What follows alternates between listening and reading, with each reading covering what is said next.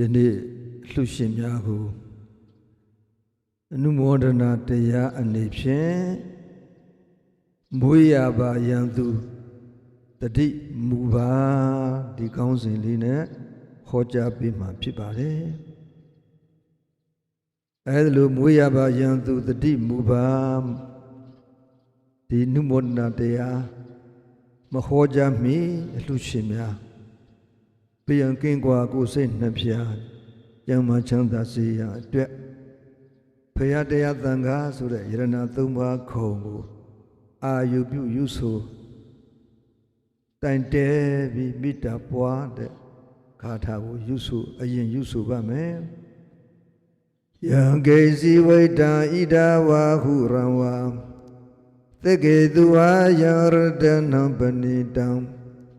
နနောသမာဓိတထာဂတိနဣဒံပိဗုဒ္ဓေရတနံပဏိတံဣတိနာသိစေနာသုတိဟောတုယံကေစီဝိတံဣဒဝါဟုရံဝါသက္ကေသူဝါယံရတနံပဏိတံနနောသမာဓိတထာဂတိန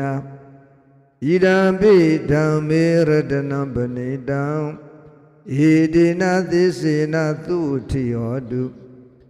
ယံကေစီဝိတံဣဒဝါဟုရံဝါသက္ကေသူဝါယံရတနံပဏိတံနာနောသမာအာထိတထာဂတိနာဣဒံပိသံဃေရတနံပဏိတံဣတိနာသိစေနာသုတိဟောတုဤလူလောက၌ဖြစ်စေနဂကလောဂုဗံယက္ခလောက၌ဖြစ်စေနတ်ဗျာမလောက၌ဖြစ်စေရှိသမျှသောယရဏတို့တွင်ဖယားတိဟုသောယရဏတရားတိဟုသောယရဏသံဃာတိဟုသောယရဏသည်အမြတ်ဆုံးယရဏဖြစ်တော်မူပါ၏တန်ဖိုးအကြီးမားဆုံးယရဏဖြစ်တော်မူပါ၏ဤမှန်ကန်သောသစ္စာစကားကြောင့်လူရှင်မိသားစုများအားလုံးအန္တရာယ်ကင်းဘေးရှင်၍ကောင်းကျိုးချမ်းသာအဖျားဖျားတို့ကိုအတိအသီးရရှိသုံးဆောင်ခံစားနိုင်ကြပါစေ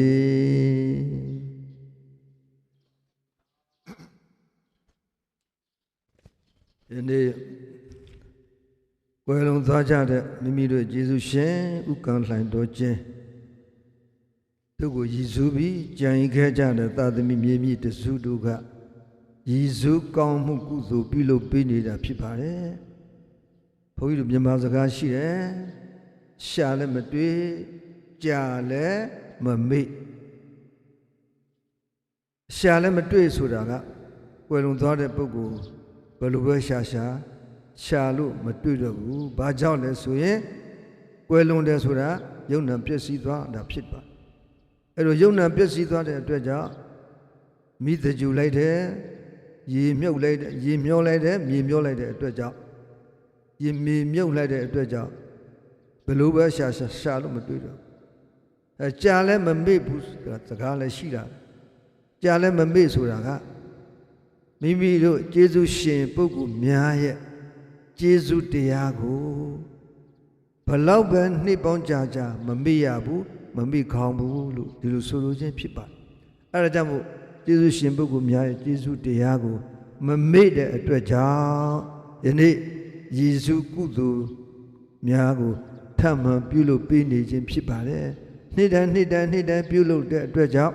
နှစ်တိုင်းကုသိုလ်တရားတွေကိုရရှိနေတာဖြစ်ပါတယ်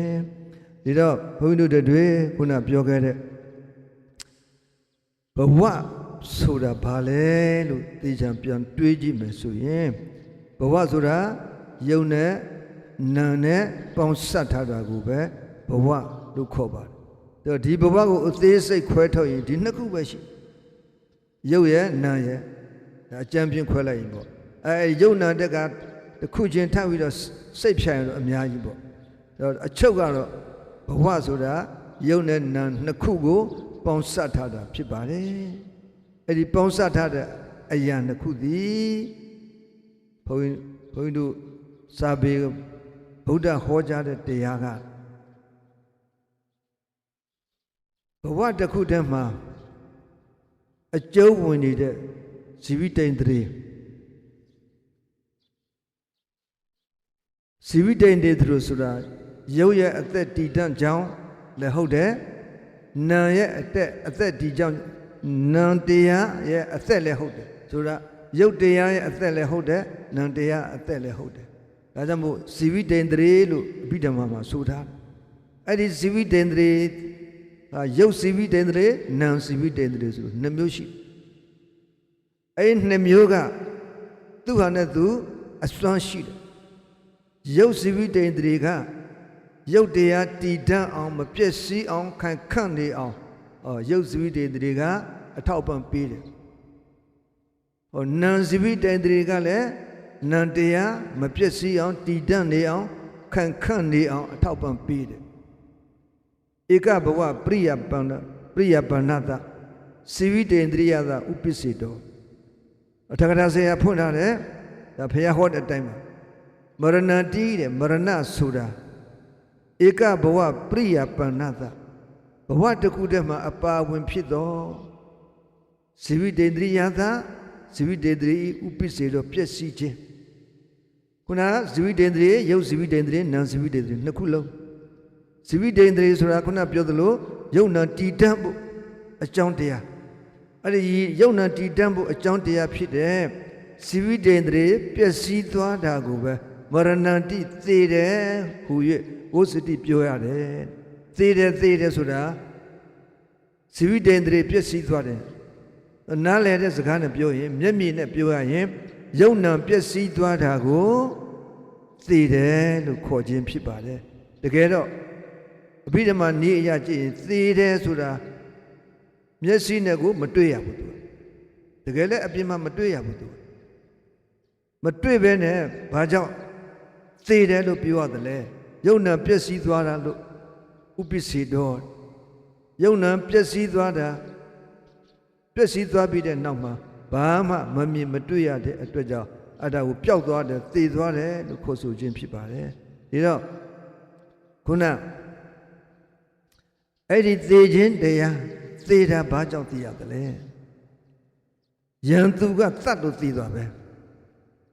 ဘွေးရပါယံသူကဘာရှိတယ်လဲဆိုရင်တတ္တသရမရဏခေတဝနိဗ္ဗတံတိတဲ့ဘုရားကတတ္တဝါတတ္တာသက်ရှိတတ္တဝါတို့သည်သရမရဏအိုခြင်းသေခြင်းဆိုတဲ့တရားကိုခေတဝါကင်ဆောင်ပြီးနိဗ္ဗတံတိဖြစ်လာကြတယ်ဘုန်းကြီးတို့တွေမွေးဖွားလာပြီးတဲ့နောက်အဲ့ဒီတိုင်းမနေဘူးတဖြည်းဖြည်းချင်းအိုးလာကြီးလာကြီးတယ်ဆိုအိုးတာပဲအိုးလာအိုးပြီးတဲ့နောက်မှာနောက်ဆုံးဗရဏသေခြင်းပြည့်စည်သွားတယ်အဲ့ဒီအိုခြင်းသေခြင်းဆိုတဲ့တရားဟာမွေးလာကြတဲ့ကိုကပါလာတယ်အဲ့ဒါကြောင့်မို့မွေးလာကြတဲ့ကပါလာတဲ့တရားမွေးလာကြတဲ့ကိုကမိမိတို့ကိုယ်တိုင်ယူဆောင်လာခဲ့တဲ့တရားဖြစ်ပါတယ်အဲ့ဒီကိုယ်တိုင်ယူဆောင်လာခဲ့တဲ့တရားဖြစ်တဲ့အတွက်ကြောင့်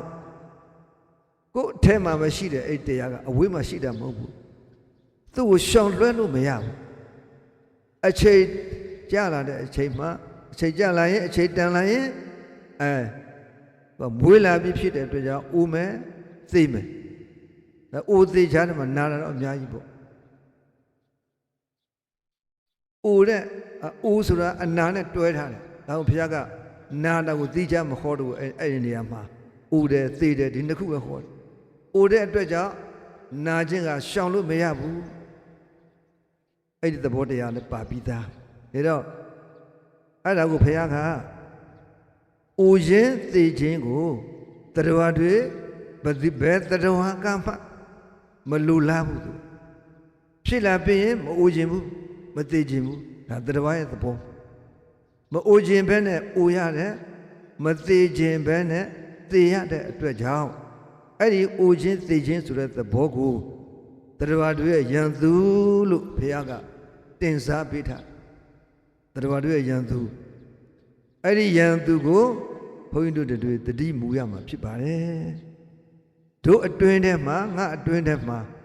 အိုခြင်းသိခြင်းဆိုတဲ့တို့မနှစ်သက်တဲ့ ရန်သူတွေရှိနေတယ်အဲ့ဒီရန်သူတွေရှိတဲ့အတွက်ကြောင့်သူတတိမထားရင်အဲ့ဒီရန်သူတွေကအချိန်မရွေးဒုက္ခပေးနိုင်တယ်ဒါတွေတတိမူဖို့ပါပဲအိုခြင်းသေခြင်းဆိုတဲ့ဒီရန်သူဟာသူများကလာပေးတဲ့ရန်သူမဟုတ်ဘူးမိမိကိုယ်တိုင်အစပိုင်းတုန်းကတကယ်နှစ်သက်လို့ကြိုက်လို့ယူဆောင်လာခဲ့တဲ့ရန်သူဖြစ်ပါတယ်အဲ့ဒါကိုသတိမှုရမှာဖြစ်ပါတယ်သတိမပြုမိပြီဆိုရင်အာငါမအူနိုင်ဘူးမသေးနိုင်ဘူးငယ်သေးတယ်စသည်ဖြင့်လောဘတွေဒေါသတွေမာနတွေဝင်လာမယ်ဆိုရင်ဟောမလုတ်သင့်တာကိုရှောက်လို့မိတတ်တယ်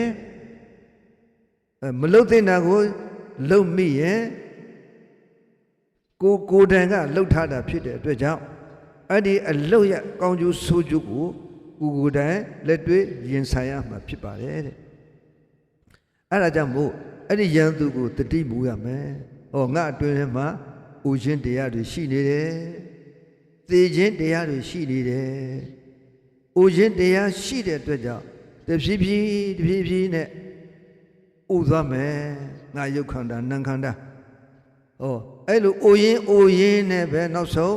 ပရဏဆိုတဲ့နိခုံးကိုရောက်သွားမယ်ကြိုတင်ပြီးတော့တတိမူရမှာဖြစ်ပါတယ်တတိမူပြီးရင်ဘာဆက်လုပ်ရမလဲဘုန်းကြီးတို့တွေသူသေတဲ့အချိန်ရောက်ပြီးမှဆိုရင်ဘာမှမလုပ်နိုင်တော့သေပြီလေပျက်စီးသွားပြီကောင်းတာလည်းမလုပ်နိုင်ဘူးဆိုးတာလည်းမလုပ်နိုင်ဘူးသေပြီဆိုရင်ဘာကြောင့်မို့အကောင်းအဆိုးနှစ်မျိုးကကောင်းတာဆိုးတာလုပ်ရင်ဆိုးကျိုးကိုရမှာဆိုးတာကိုဘယ်သူမှမလူချင်ဘူးသူကသတ္တဝါရဲ့သဘောပဲချမ်းသာတာကိုပဲလူချင်တယ်အကောင်းကိုပဲလူချင်တယ်ချမ်းသာတာအကောင်းဒါကိုပဲလူချင်တယ်အကောင်းကိုပဲလူချင်ရင်ကောင်းတာကိုလုပ်ရမှာချမ်းသာစေတဲ့အလုပ်ကိုလုပ်ရမှာချမ်းသာစေတဲ့အလုပ်ကိုလုပ်မှချမ်းသာမှုဆိုတဲ့ခွင့်ဆက်အကျိုးရကောင်းတာကိုလုပ်မှကောင်းကျိုးဆိုတဲ့ခွင့်ဆက်တွေဖြစ်လာမှာဖြစ်ပါတယ်မကောင်းတာကိုလုပ်ရင်တော့မကောင်းကျိုးဆိုတဲ့အကျိုးတရားပဲခွင့်ဆက်ဖြစ်ပေါ်လာမှာဖြစ်ပါတယ်ဒါကြောင့်မို့ဘုန်းကြီးတို့တွေလူချင်တာကဒုက္ခချမ်းသာကိုလူချင်တာဖြစ်တဲ့အတွက်ကြောင့်ဒီမသေးခင်ပေါ့ဥဒါတော့ဖြစ်ဥသွားမှာမသေးခင်သေခြင်းဆိုတဲ့ဘဝနိဂုံးမရောက်ခင်မှာမိမိတို့လူချင်တဲ့ဒုက္ခချမ်းသာကိုဖော်ဆောင်ပေးနိုင်တဲ့အလုပ်မျိုးတွေကိုများလှုပ်ဆောင်ရမှာဖြစ်ပါတယ်များလှုပ်ဆောင်နိုင်မှမိမိတို့လူချင်တဲ့ဒုက္ခကိုရမှာဖြစ်ပါတယ်ရန်သူတွေခုနအိုခြင်းသေခြင်းဆိုတာရန်သူအဲ့ဒီရန်သူတွေကမိမိတို့ကိုတနေ့မလွဲမသွေဒုက္ခပေးတော့အဲ့ဒီရန်သူတွေဒုက္ခမပေးမီမရဏဆိုတဲ့နိဂုံးမရောက်မီလှုပ်တင်တာကိုလှုပ်ဆောင်ရကိစ္စံကာတဗံလို့ဘုရားကဟောလူသားတရားအနေနဲ့လူဘဝဆိုတာကတန်ဖိုးရှိတဲ့ဘဝဖြစ်ပါတယ်တန်ဖိုးရှိတဲ့ဘဝဖြစ်တဲ့အတွက်ကြောင့်ဘာတွေလှုပ်တင်တယ်လဲဒါတေးသေးချာချာဝေဖန်ပိုင်းခြားမယ်ဆိုရင်သိတယ်တရားတွေထဲမှာအသိဉာဏ်အမြင့်မားဆုံးကလူသားဒါကြောင့်မို့လူသားတစ်ယောက်ကမိမိရဲ့ဘဝအခြေအနေကိုပြန်သုံးသပ်မယ်ဆိုရင်ဒါလှုပ်သိတယ်ဒါမလှုပ်သိဘူးသူ့ဘာသာပေါ်လာတာမလက်တွေ့မလိုက်နိုင်တာတော့မတတ်နိုင်ဘူးပေါ့ဒါလှုပ်သိတဲ့အလုပ်ပဲဒါမလှုပ်သိတဲ့အလုပ်အဲ့ဒါလို့သေးချာချာခွဲခြားပြီးဝေဖန်ပိုင်းခြားပြီးဆိုရင်ဘဝဒုက္ခကိုဖော်ဆောင်နိုင်တဲ့လှုပ်သိတဲ့အလုပ်ကိုမိမိတို့ကအတတ်နိုင်ဆုံးလုပ်ရမှာဖြစ်ပါတယ်လှုပ်တယ်ဆိုတာလည်းခုနပြောသလိုမသေးမီပဲလှုပ်နိုင်အခုမိဘနှစ်ပါးကွဲလွန်သွားကြပြီဥက္ကံလှိုင်တော်ကျင်းသူတို့မသေးမီတုန်းက လှုပ်တဲ့လှုပ်ထိုက်တဲ့အလုပ်ကိုသူတို့လှုပ်သွားခဲ့ဟောသေပြီးခုနောက်ပိုင်းကျတော့ဘာမှမလှုပ်နိုင်တော့အဲ့ဒါမိဘတွေကတတိပေးတာပဲသားတို့သမီးတို့မြေးတို့လူဆိုတာတနေ့သိရမယ်မသိမင်းကြီးပွားရေးတုတ်တဲ့ရေးအောင်မြင်ရေးဒီဘဝအတွက်လည်းလှုပ်ထားနံဘဝအတွက်လည်းလှုပ်ထားနှုတ်အားဖြင့်ထုတ်ဖို့မပြောတော်လဲပဲဘဝနဲ့ယဉ်ပြီးအသိပေးနေတယ်ဆိုတာသဘောပေါက်ရမှာဖြစ်ပါတယ်တရားတွေအချိန်မရွေးပြည့်စည်ရမယ်သိရမယ်အဲ့ဒါမရဏခုနပြောခဲ့တဲ့မရဏတရားအဲ့ဒီမရဏတရားကိုလည်းပွားများပေးရမယ်သတိရပေးရမယ်တဲ့မရဏဆိုတဲ့ငါသည်ဒီတိုင်းမနေဘူးတနေ့ပြည့်စည်မယ်သိမယ်အဲ့လိုပွားများတဲ့အတွက်ကြောင့်ဘာအကျိုးတွေရလာနိုင်တယ်လဲဘဝဆိုတာမမြဲတာကိုကောင်းကောင်းသဘောပေါက်ရင်ဟိုအတွင်းထဲမှာရှိနေတဲ့လောဘဆိုတဲ့တတ်မဲ့လူချင်မှုတွေကိုလျှော့ချနိုင်တယ်ဒေါသဆိုတဲ့မာနဒေါသဆိုတဲ့စိတ်ဆိုးခြင်းအာဃာတထားခြင်းဒါတွေကိုလည်းပဲလျှော့ချနိုင်တယ်အိတ်တမစ္စရိယဒါလည်းလျှော့ချနိုင်တယ်မနာလိုဝန်တိုးတယ်တော့ကမာနတရားတွေလည်းလျှော့ချနိုင်တယ်ဟောငါမှရှိနေတဲ့လောဘတွေဒေါသတွေမာနတွေအိတ်တမစ္စရိယတွေဟာငါခန္ဓာလိုပဲတနေ့ပြည့်စည်မှာပဲဘာမှအသုံးချလို့မရဘူးတန်ဖို့မရှိဘူးဒီလိုသဘောပေါက်လိုက်ရင်ဟောအဲ့ဒီကိုယ်အတွင်းထဲမှာရှိတဲ့ကိလေသာလို့ခေါ်တဲ့လောဘဒေါသစသောမာနတွေကအသိဉာဏ်ပညာနဲ့လျှော့ချလို့ရတယ်နောက်တစ်ခါအဲ့လိုသိခြင်းတရားကိုထပ်ခါသတိရတယ်ဆိုရင်မိမိတို့ဘဝနိကိုချုပ်တဲ့အခါမှာလည်းပဲဒီသိခြင်းတရားဆိုတာတစ်ချိန်ရောက်လာမယ်လို့စောစောကလေးကကြိုတင်တွေးထားပြီးသားယခုရောက်လာတော့မယ်ရောက်တဲ့အတွက်ကြောင့်လည်းပဲဘာမှတောကပူပင်စေပူပင်တဲ့စိတ်ဖြစ်เสียမလို့ဘူးငါကြိုထားပြီးသားကြိုတွေးထားပြီးသားပူပင်စိတ်ဖြစ်တော့လည်းပဲဒီသေခြင်းကိုရှောင်လွှဲလို့မရဘူးစောစောပိုင်းကလေးကငါကြိုတွေးထားပြီးသားဖြစ်တဲ့အတွက်ကြောင့်ဒီသေခြင်းတရားကိုတတ္တိရှိဓမ္မနဲ့ရဲဝံ့ရင်ဆိုင်မယ်ဒီအတိကလေးနဲ့ထိမ့်ပြီးတော့ဘဝနိကိုချုပ်သွားရင်ဘဝအကူမမှားဘူးမရဏနုတ္တိငါသိရမယ်ပွားများတဲ့အခါမှာမိမိတို့သေတဲ့ကိုချစ်တဲ့ခင်တဲ့ပုဂ္ဂိုလ်သေသွားတာကိုကြည်ပြီးပွားများရင်တောကဖြစ်တယ်ဝမ်းနေလာတာပေါ့တောကဖြစ်တတ်တယ်အခုစိတ်ဆိုးတဲ့ပုဂ္ဂိုလ်သေတော့ကြည်ပြီးမရဏနုတ္တိပွားရင်ကျဉ်းတဲ့စိတ်ဖြစ်သွားတယ်ကိုရန်သူလေသေတာကောင်းတယ်ကွာအဲ့လိုဖြစ်သွားမယ်ဗဒ္ဒဇာရီယူတယ်ဆိုတာကသူမိသားစုလင်ရောသားသမီးတွေရောမိဘတွေရောဆွေမျိုးတွေရောဆုံးသွားတဲ့အတွက်ကြောင့်အဲ့ဒါကိုကြည်သိပြီးတော့တောကဖြစ်နေတယ်ဝမ်းနဲ့ပဲလဲတောကဖြစ်တယ်အဲ့တောကအားကြီးတဲ့အတွက်ကြောင့်နောက်ဆုံးဗဒ္ဒဇာရီယူသွားတယ်သားသမီးအမိသားစုအပေါ်မှာချစ်တဲ့တဏှာကနေတဆင်းအဲ့ဒီသေခြင်းတရားကိုတွေးပြီးသူ့မှာတောကဖြစ်သွားတယ်ဒါကြောင့်မို့သေခြင်းတရားကိုသေသွားတဲ့ပုဂ္ဂိုလ်တွေးပြီးမရဏနုတ္တိကိုပွားတဲ့အခါမှာသေသွားတဲ့ပုဂ္ဂိုလ်ကိုချစ်ခင်နှိမ့်တဲ့ပုဂ္ဂိုလ်လည်းပဲအာယုံမပြုတ်ရဘူးကိုမကျေနပ်တဲ့ပုဂ္ဂိုလ်ကိုမုန်းတဲ့ပုဂ္ဂိုလ်လည်းအဲ့ဒါသွားသူ့ရုပ်တရားတော့အာယုံမပြုတ်နဲ့မရဏသဘောကိုပဲဓမ္မသဘောကိုပဲတွေးအာယုံပြုတ်ရမှာဖြစ်ပါတယ်ဒီပျက်စီးသလိုသူတို့ပျက်စီးသလိုငါလည်းတနေ့ဧကမုတ်ချပျက်စီးမယ်သူတို့သေသလိုငါလည်းတနေ့ဧကမုတ်ချသေမယ်တဲ့ဒီသတိတရားမရဏနုတ္တိကိုပွားများတဲ့ဘာဝနာစိုက်အောင်ဘာဝနာဖြစ်အောင်ပွားများရမှာဖြစ်ပါတယ်အဲ့လိုပွားများမယ်ဆိုရင်ဘာဝနာဆိုတဲ့ကုသိုလ်တရားနှလုံးသားထဲမှာဖြစ်ပွားလာမှာဖြစ်ပါတယ်တော့အဓိကအရေးကြီးနှလုံးသွင်းမှန်ကန်ဖို့အရေးကြီးတယ် ဒါကြောင့်မို့ဘုရားကဘယ်ကုသိုလ်ပဲဖြစ်ဖြစ်ယောနိသောမနတိကာရပဋ္ဌာနာလို့ခေါ်တဲ့ကုသိုလ်မှန်ရင်စိတ်ထားမှန်ကန်မှုကနေတစ်ဆင့်ဖြစ်လာတာကြီးပဲတဲ့ဒါနကုသိုလ်ပဲဖြစ်ဖြစ်သီလကုသိုလ်ပဲဖြစ်ဖြစ်ခုနပြောခဲ့တဲ့မရဏနုတ္တိကိုပွားများတဲ့ဘာဝနာကုသိုလ်ပဲဖြစ်ဖြစ်ယောနိသောမနတိကာရမှန်ကန်သောအတွေ့မှန်ကန်သောအပြုမှုကနေတစ်ဆင့်ဖြစ်လာတဲ့ကုသိုလ်တရားတွေကြီးပဲအဲ့ဒီအတွေ့မှန်လူကတွေးခေါ်မျှော်မြင်မှုမှန်ကန်ရဲ့ကုသိုလ်ဖြစ်ဖို့မခက်ခဲဘူးအတွေ့အခေါ်မှားယွင်းသွားရင်ကုသိုလ်ဖြစ်လောက်တဲ့နေရာမှာလည်းပဲအတွေ့မှားတဲ့အတွက်ကြောင့်ကုသိုလ်မဖြစ်နိုင်ဘူးဒါကြောင့်မို့ဘုရားကယေကေစီကုသလဓမ္မယောနိသောမနတိကာရမူလကဒါနကုသိုလ်ပဲဖြစ်ဖြစ်သီလကုသိုလ်ပဲဖြစ်ဖြစ်ဘာဝနာကုသိုလ်ပဲဖြစ်ဖြစ်အချုပ်အဖြစ်စိတ်ထားမူမြခြင်းစိတ်ထားတခြင်းတည်တာလည်းအဓိကအကြောင်းရင်းဖြစ်ပါတယ်ယနေ့လူရှင်များမိမိတို့ကူးပြောင်းသွားခဲ့တဲ့ဘဝကူးပြောင်းသွားခဲ့ပြီဖြစ်တယ်မိဘနှစ်ပါးရဲ့ကျေးဇူးတရားကိုသိရှိနားလည်အမှတ်ရတဲ့အတွက်ကြောင့်အဲ့ဒီကျေးဇူးတရားကိုပေးဆသောအနေအချင်းယနေ့ပြုသင်ပြုထိုက်တဲ့ကျေးဇူးဆကုသိုလ်တရားတွေကိုအသည်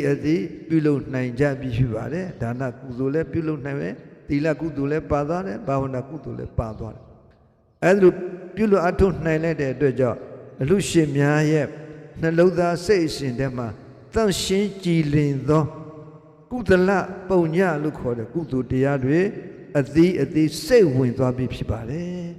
ဆိုလိုတာကကုသိုလ်တရားတွေပိုင်ဆိုင်သွားပြီဖြစ်ပါတယ်မိမိတို့ပိုင်ဆိုင်ရရှိလာတဲ့ကုသိုလ်ရဲ့စွမ်းအားတကူတတ္တိအာနုဘော်တော်ကြောင့်လူရှင်များအားလုံးအန္တရာယ်ကင်းဘေးရှင်းပြီးကောင်းကျိုးချမ်းသာဖျားဖျားတို့ကိုအသည်ရရှိသုံးဆောင်ခံစားနိုင်ကြစေကုန်သတည်း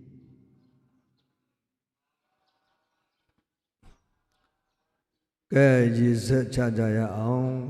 အားလို့လိုက်ဆိုကြမယ်ဣဒံမေပုံညာနိဗ္ဗာနတ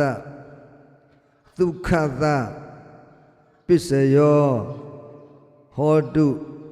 ကံဤအကျိုးကိုအခိုင်အမာယုံကြည်ကြသဖြင့်ကျေးဇူးရှင်ပုဂ္ဂိုလ်များဖြစ်ကြသော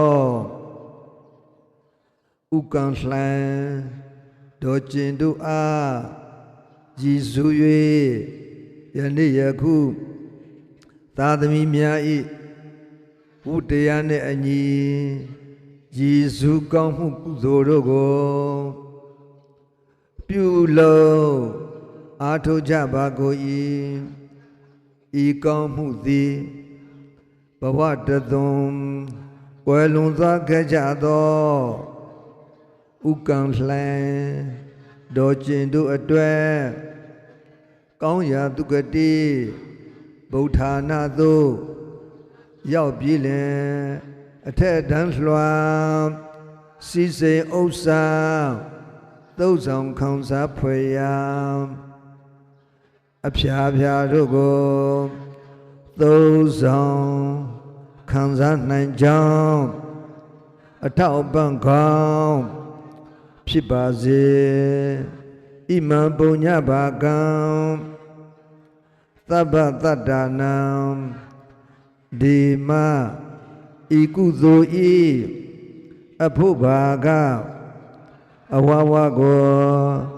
ကျေးဇူးရှင်များဖြစ်ကြသောဥက္ကံလှံ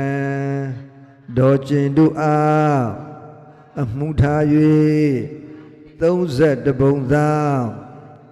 သရဝများအားအမျှပေးဝေကြပါကုန်၏အမျှရကြ၍ကိုယ်စိတ်နှဖျားကျမ်းမာချမ်းသာကြပါစေအမျှဝေကြအောင်အလုံးကြာကြာသမျှအမျှယူရမူကြပါကုန်လောသာဓုသာဓုသာဓု အာလုံးကြာကြသမျှအမြအမြအမြယူတော်မူကြပါကုန်လောသာဓုသာဓုသာဓုအာလုံးကြာကြသမျှအမြအမြအမြယူတော်မူကြပါကုန်လောသာဓုသာဓုသာ